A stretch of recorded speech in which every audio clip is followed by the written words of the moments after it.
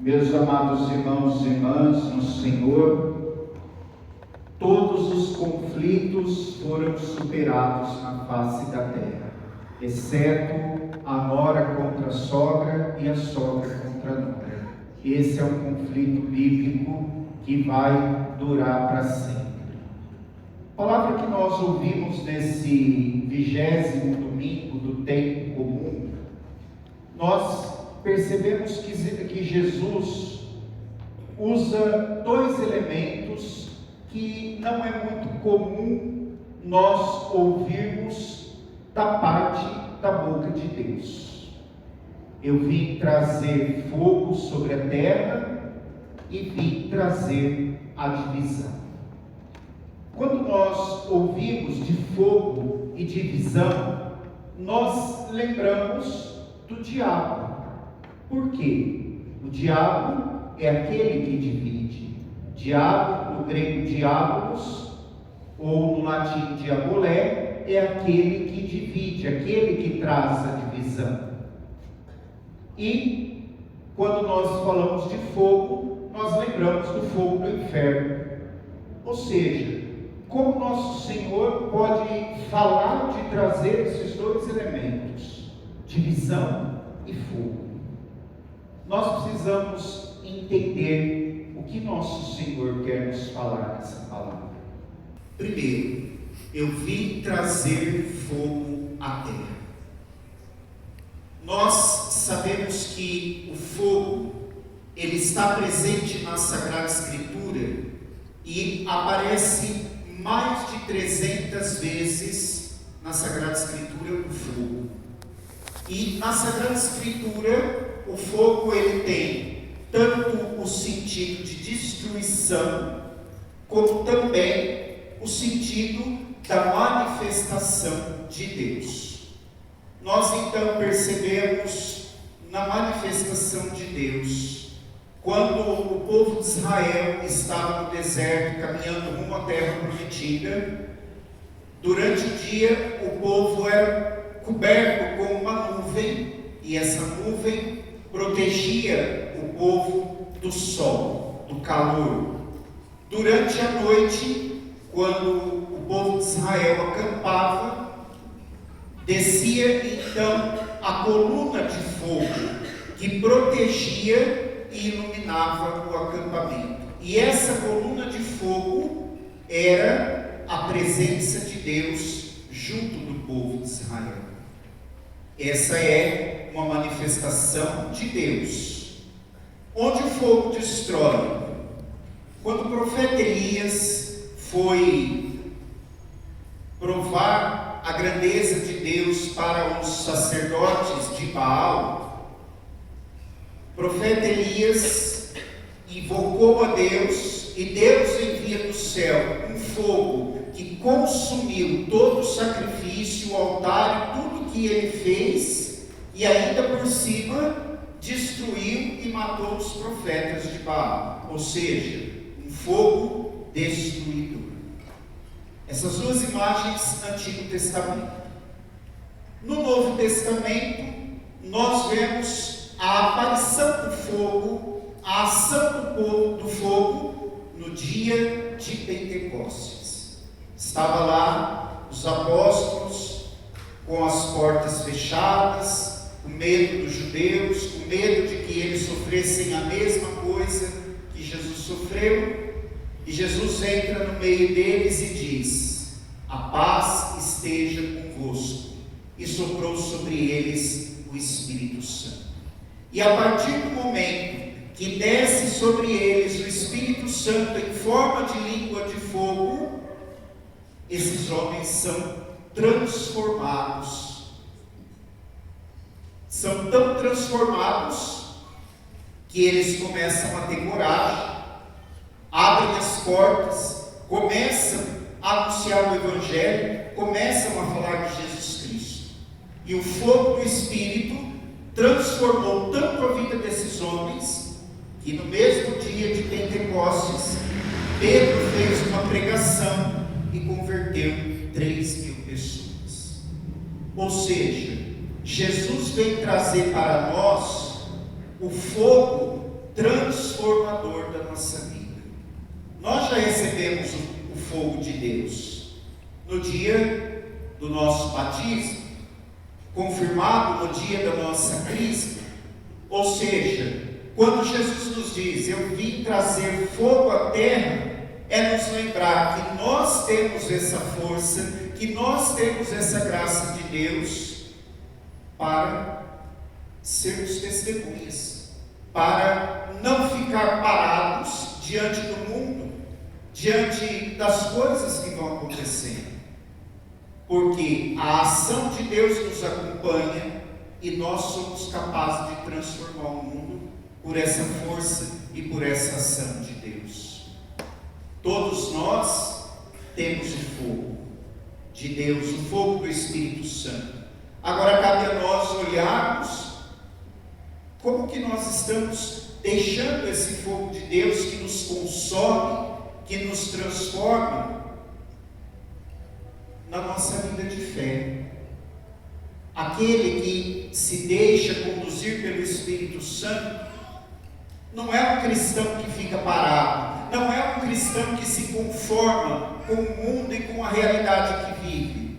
Pelo contrário, tem o desejo de mudar, tem o desejo de transformar, porque aquilo que é contrário ao que Deus ensinou, que Deus pediu para nós rejeitamos e nos esforçamos para mudar a realidade à nossa volta, nos converter, causar a transformação do mundo. O fogo, nós sabemos que é um elemento que purifica. O ouro é provado no fogo, ele é purificado no fogo. A nossa fé, o nosso desejo de seguir a Jesus Cristo, a nossa força de estar com Jesus Cristo, é pelo fogo do Espírito Santo. Agora, se nós somos cristãos católicos meia boca, que não faz nada para transformar o mundo, que não faz nada para transformar a realidade, talvez nós tenhamos abafado e até apagado o fogo de Deus em nós. Esse fogo que purifica, que renova, que quer transformar a face da terra. Quando nós rezamos a oração do Espírito Santo, nós falamos assim: e renovareis a face da terra. É o fogo de Deus que vai renovar e transformar a terra, a partir da nossa colaboração, a partir da nossa ajuda a essa graça do Senhor. Por isso que o fogo de Deus precisa estar aceso em cada um de nós, não escondido, não abafado, não apagado, mas sim iluminando a nossa vida para que nós possamos iluminar o mundo. E aí Jesus nos diz: e eu não vim trazer a paz, vim trazer divisão. Quando nós pensamos em paz para nós, na nossa cabeça, significa ausência de conflito. Ou seja, se eu não estou brigado com ninguém, se não está tendo guerra à minha volta, se não está tendo nenhuma briga à minha volta, então eu estou em paz. Mas para nós, a paz não é só isso. A paz de Deus, a paz que Jesus Cristo veio trazer a nós, é uma paz inquieta.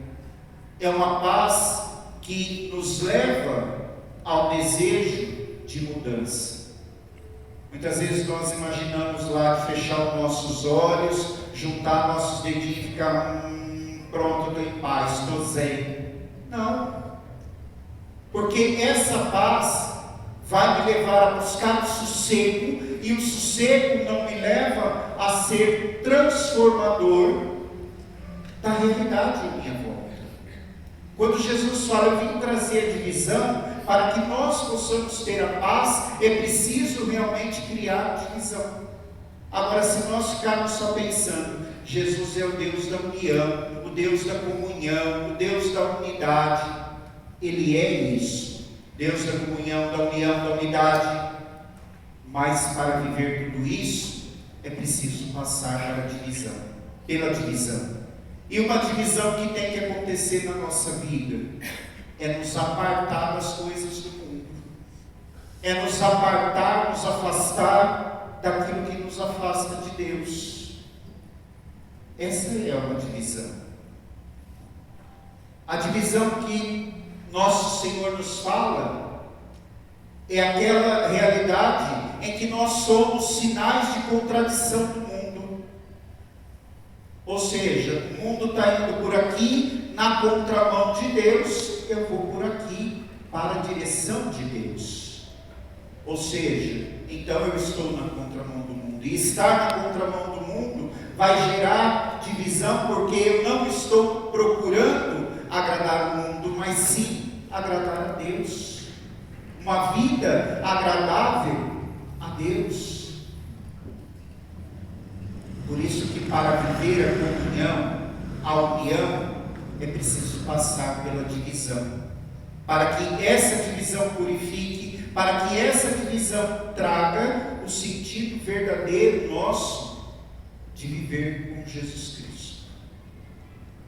E viver com Jesus Cristo é ser uma pessoa da verdade. Uma pessoa que caminha, fala, anuncia na verdade. Percebe a leitura primeira que nós ouvimos hoje, no livro do profeta Jeremias. Jeremias foi chamado por Deus para ser profeta, e a princípio ele não aceitou, não quis aceitar ser profeta. Recusou até onde deu. Até que tanto Deus chamar e insistir, ele aceita. E quando Jeremias começa a anunciar e a falar aquilo que Deus havia pedido para ele, ele começa a gerar um problema na sociedade.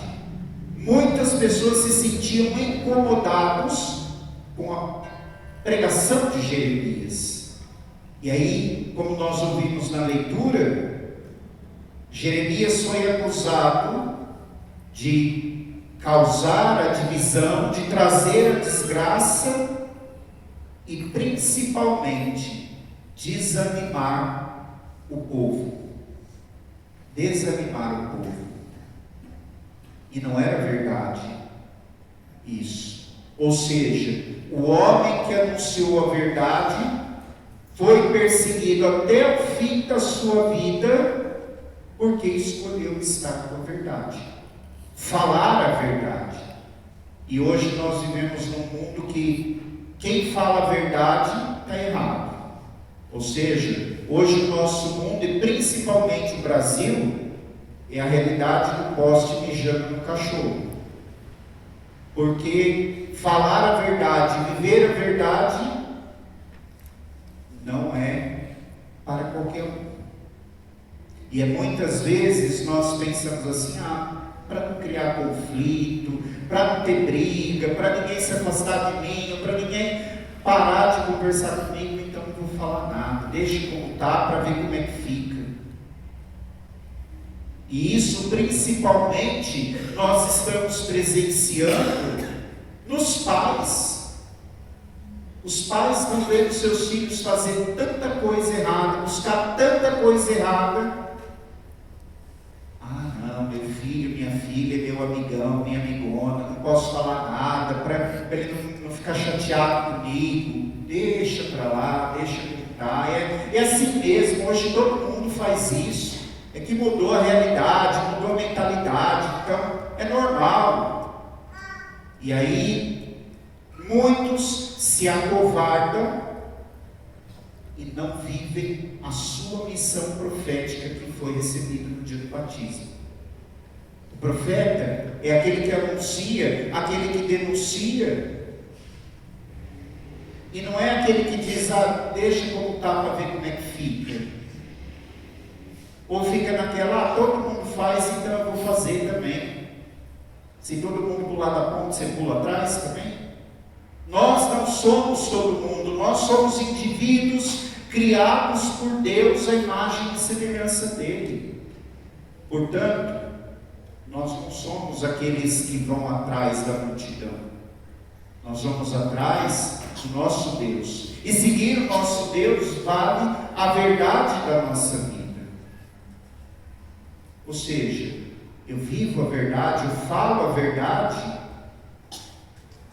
porque a verdade nos liberta, a verdade nos transforma, a verdade nos faz caminhar no caminho de Deus.